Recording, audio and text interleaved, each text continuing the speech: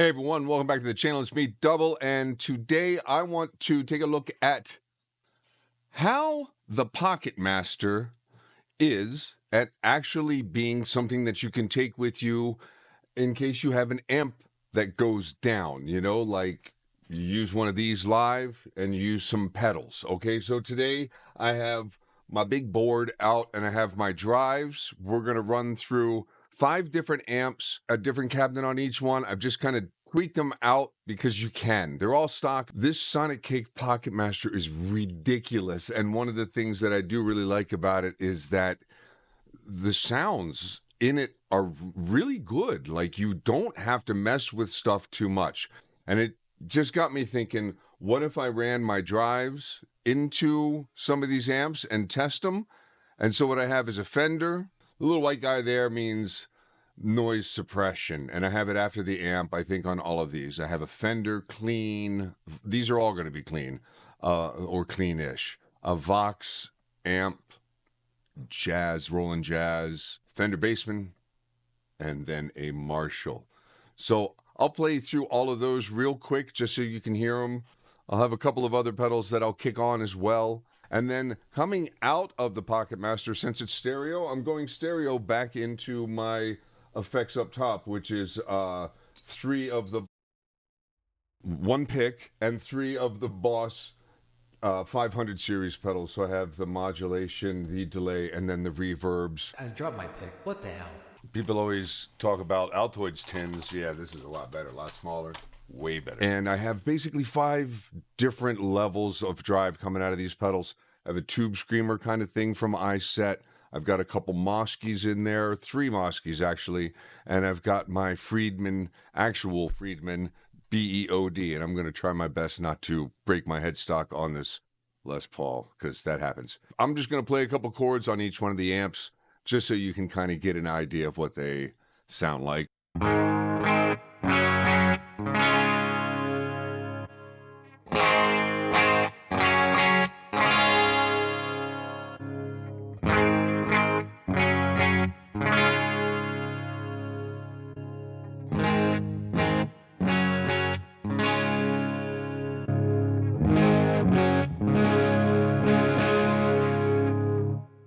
So each one I kind of set up to be, representative of the amp style. I guess the Marshall may be a little bit grittier. My favorite is, I'll save that for the end. It just takes all the pedals great.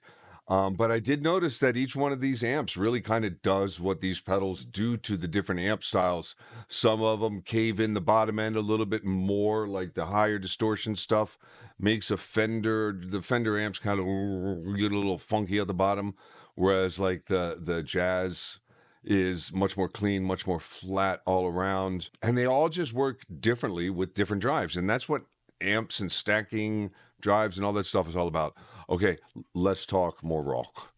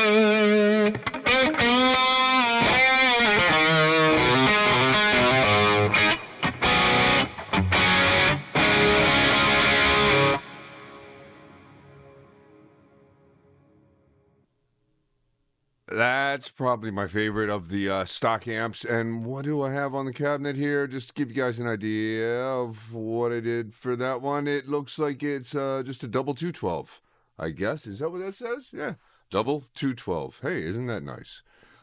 Makes sense that I like that one. Anyways, if you liked the video, I would really appreciate it if you gave the thumbs up thing and do all the stuff that I never say that the algorithm says I'm supposed to say, all that kind of stuff. I'm just that kind of guy because I just kind of do these videos, and I hope that you enjoyed them, and I hope that I'll see you on the next one, okay? So make sure you subscribe and hit that little bell, all that stuff. See, I said all the stuff, YouTube. Now put it in the algorithm.